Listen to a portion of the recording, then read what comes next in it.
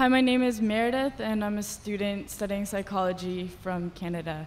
My question is very simple. How can you say that men and women, that there's no sexism when the very setup of this conference is sexist? For example, the men are seated in front of the women. Can you repeat the question a bit slowly, sister? Yes. Why is it that the men are seated in front of the women? The very structure of this conference is sexist. Why is that? MashaAllah, sister, that's a very good question.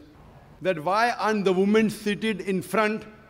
No, why are we not, if you're going to separate us, how come we're not left to the right? Correct. Why is one in front sister, of the that's a very other? good question. That why are the women, if you believe in equal, why not left and right? Why not? It's a very good question, sister. Because the Quran says in Surah Nur, chapter number 24, verse number 30, say to the believing man that he should lower his gaze and guard his modesty. Whenever a man looks at a woman, any brazen thought comes in his mind, he should lower his gaze. Now, if the women are sitting on my right, I will only have to speak looking on the left. Because I cannot look at them. Yeah, I can look at everyone. Sister, I cannot see your face also from here. You may look at my direction. If you want to see me close, you can see on the screen there, no problem. But for me, the Quran says, the moment I look at a woman, I should lower my gaze. Unless she's my wife, or she's my mother, she's my daughter. And if someone says that someone looks at a woman and nothing happens to him, then he requires a psychiatrist. So if you were here, I would talk to you like that. So you'll tell me, what an ill-mannered man is this? Showing me his back. Now my gaze is there. Knowing the microphone, I cannot see you. I can just see, okay, just a little bit here and there. So I'm maintaining my hijab. Now when we have lady speakers speaking, only ladies, front row, no problem.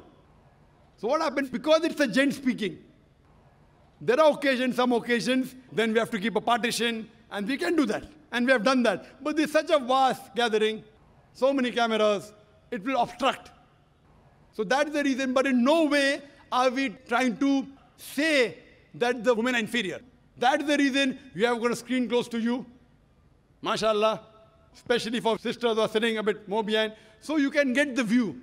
But in front, it will be difficult for me to speak, for me to maintain my hijab, for me to look, because in public speaking, we are taught we have to look at the audience. If the audience is a woman in front of me, I remember once I'd gone to the Gulf country, and I was called for a talk, and a ladies' organization. I always say that at least the front row should be gent, But they didn't do it. So half the talk I gave looking at the ground, and balance half looking at the ceiling. Down, ceiling, up. Believe me, I was in hell. Not because I was in company of ladies. I was in hell because half my lecture I gave looking at the ground, and half my lecture looking at the ceiling. I had to maintain my hijab.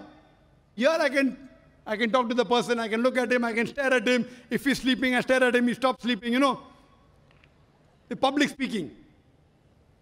But with the ladies, therefore, it is for maintaining the hijab. So that's the reason, sister, it is not at all in any way trying to belittle them. And the reason we have given you one microphone instead of two, because we feel that the proportion is approximately 1/3, 2/3. That's the reason. But the moment last time when there were more ladies, we gave equal proportion. Hope that answers the question, sister. Thank you.